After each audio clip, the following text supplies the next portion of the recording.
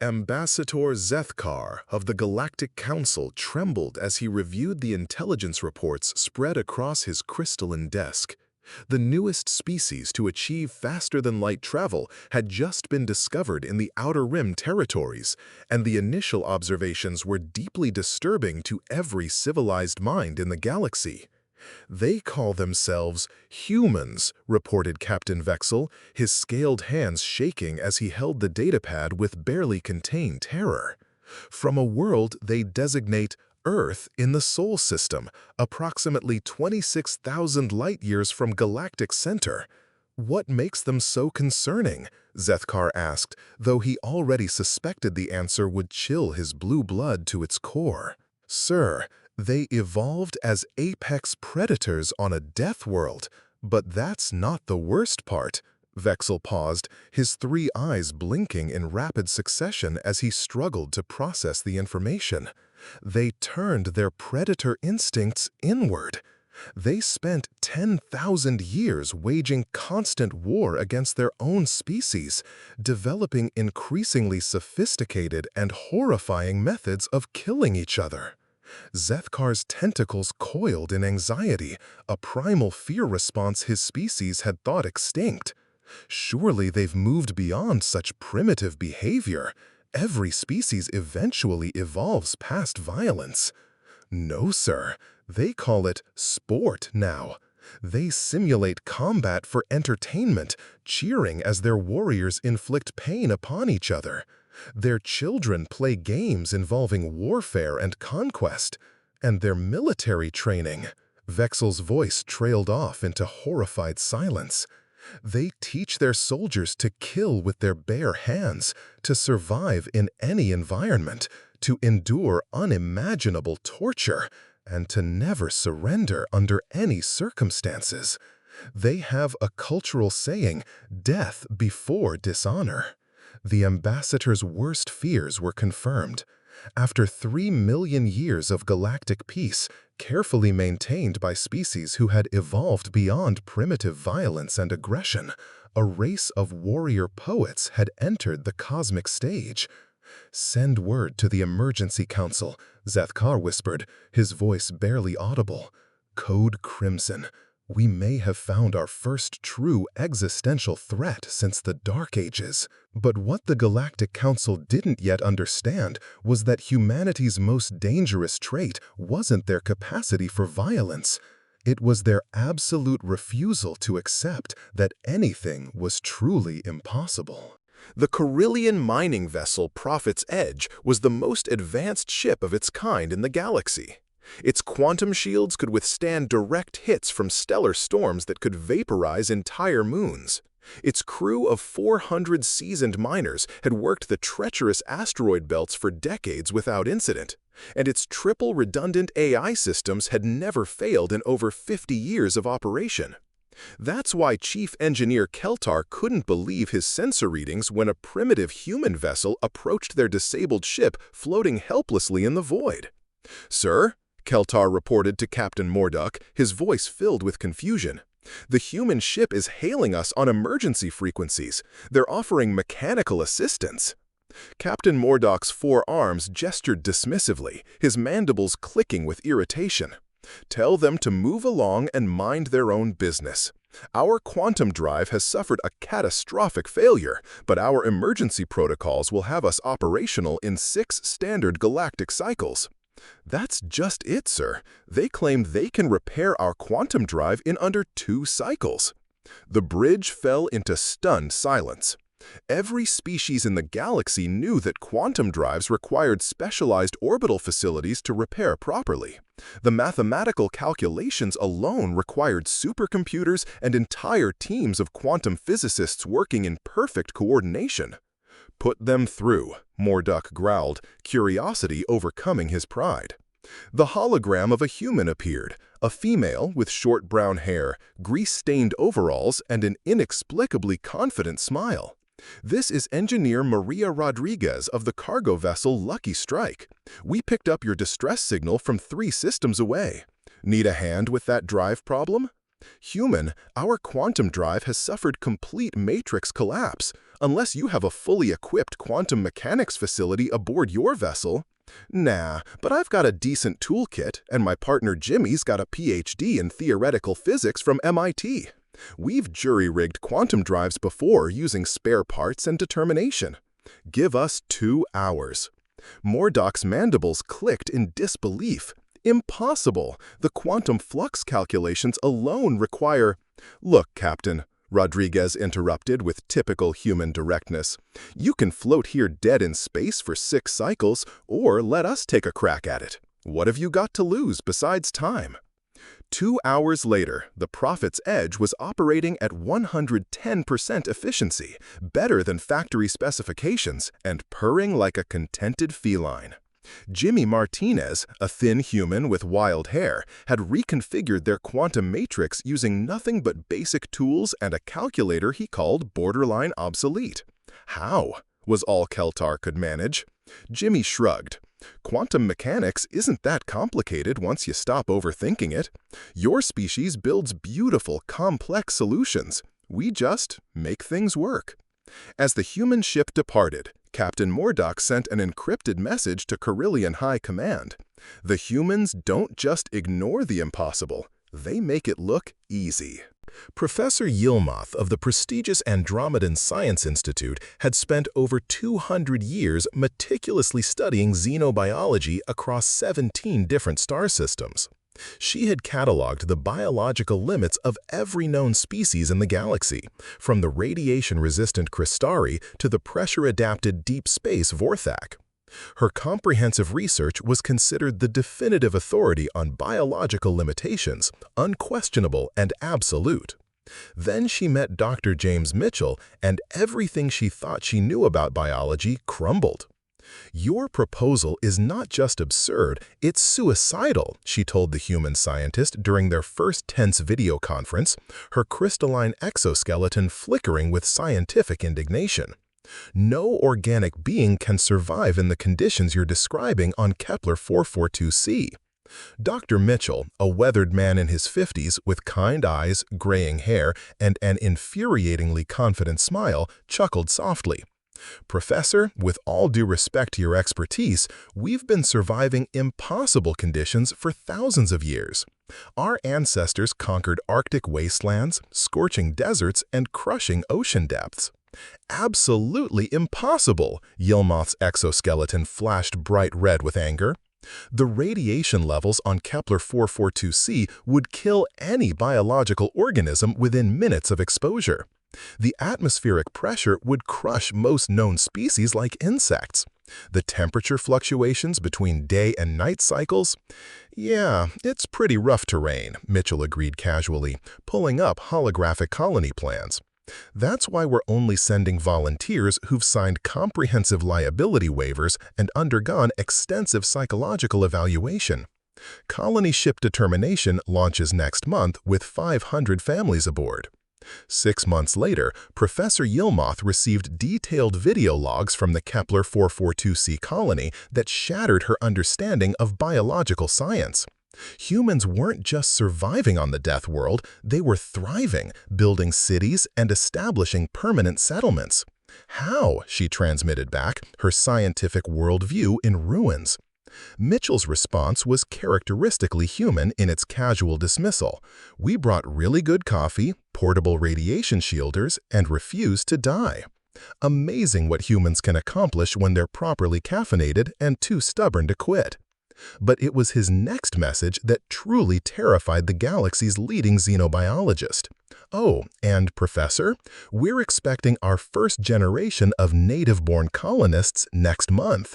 Turns out human children adapt even better than adults to extreme environments. Commander Thraknil was the most decorated warrior in the 1,000-year history of the Zenthari Empire. His tactical genius had conquered 17 star systems through superior military strategy and overwhelming technological force. His battle fleet of 200 warships was considered the apex military power in their entire galactic sector, each vessel bristling with plasma cannons and quantum torpedoes. They had never faced pack hunters evolved from persistence predators.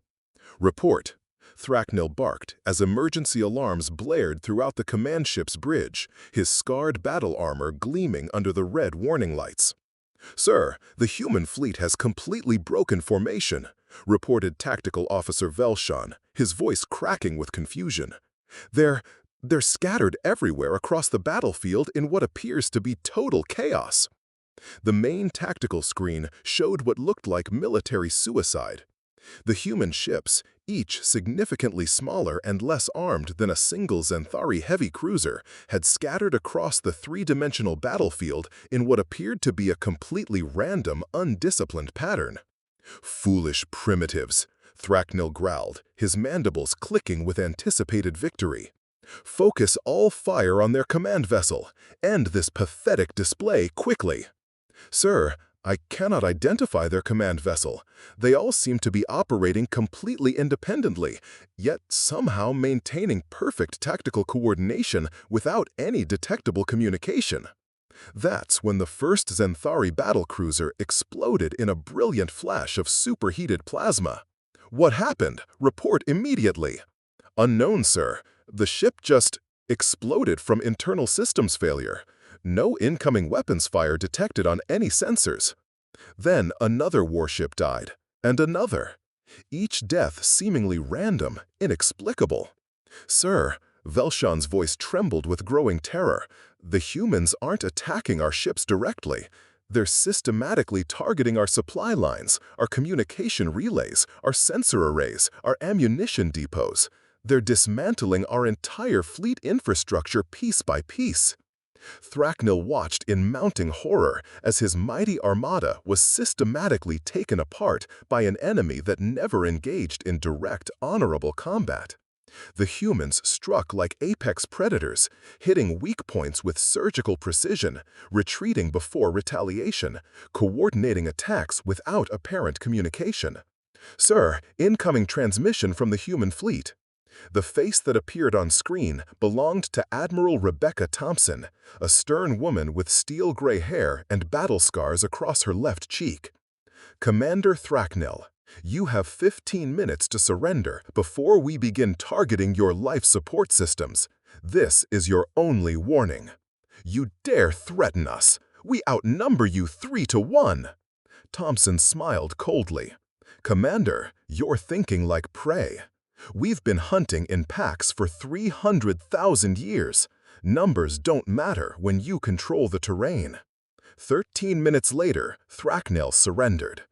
The Xanthari Empire fell within a month, not through massive battles, but through thousands of small, precise strikes that left their enemies unable to fight back. The humans called it asymmetric warfare. The galaxy called it terrifying. Dr. Klixara was the galaxy's most feared and respected expert in psychological warfare. Her species, the ancient Mentari, had evolved powerful psychic abilities over millions of years, capable of manipulating emotions and thoughts through direct quantum neural projection. They had ended countless conflicts across 17 sectors by simply making aggressive species feel overwhelming peace, turning warriors into pacifists with a single concentrated mental assault. She volunteered to neutralize the human threat personally, confident in her millennia of experience. The target was Captain Sarah O'Brien of the deep space exploration vessel Endurance, currently conducting routine surveys near the Orion Nebula. Dr. Klixara positioned her cloaked ship within psychic range and began her most devastating attack protocol. First, she projected crushing waves of despair, the kind of hopelessness that had broken entire enemy fleets and caused mass surrenders. The psychic energy, powerful enough to drive most beings to catatonic depression, struck the human's mind directly. Captain O'Brien paused for a moment while reviewing star charts, then continued her daily reports without missing a beat. Klixara increased the intensity dramatically. She projected overwhelming, paralyzing fear combined with crushing anxiety, enough emotional trauma to shatter the psyche of any known sentient species and leave them babbling in terror. O'Brien sneezed, rubbed her nose, and asked her communications officer for another cup of coffee. Impossible, Clixara whispered in growing panic, then unleashed her most powerful and forbidden technique, complete ego death, the total dissolution of self-identity that had incapacitated entire enemy armadas by destroying their sense of individual existence. Captain O'Brien suddenly stopped her work, closed her eyes for a long moment, then opened them with tears streaming down her weathered face. "You okay, Captain?" asked her concerned first officer, Lieutenant Commander Torres. "Yeah," O'Brien said, wiping her eyes with the back of her hand. "Just remembered my daughter's first steps when she was learning to walk. Made me homesick for a second. Sometimes the mind wanders to beautiful memories." She turned directly toward the hidden Mentari vessel, looking through the view screen at something she couldn't possibly detect, and spoke directly to her invisible attacker. "Look, I don't know who you are or what you're trying to do to my head, but you just made me think about my family back on Earth. I was having a rough day, and that actually helped remind me why I'm out here. Thanks, whoever you are." Dr. Clixara fled the system in terror. Her report to the Mentari High Council was brief. Humans have weaponized their emotions. They transform pain into strength, fear into determination, and loss into motivation. They cannot be broken because they are already broken, and they have made their brokenness into armor. The Mentari immediately declared humanity a neutral species and withdrew from all systems within 50 light-years of human space. The collective had existed for over 50 million years, spanning across 10,000 star systems.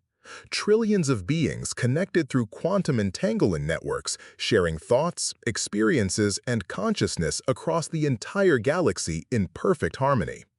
They were efficiency incarnate, mathematical perfection, the ultimate evolution of intelligence beyond individual limitations.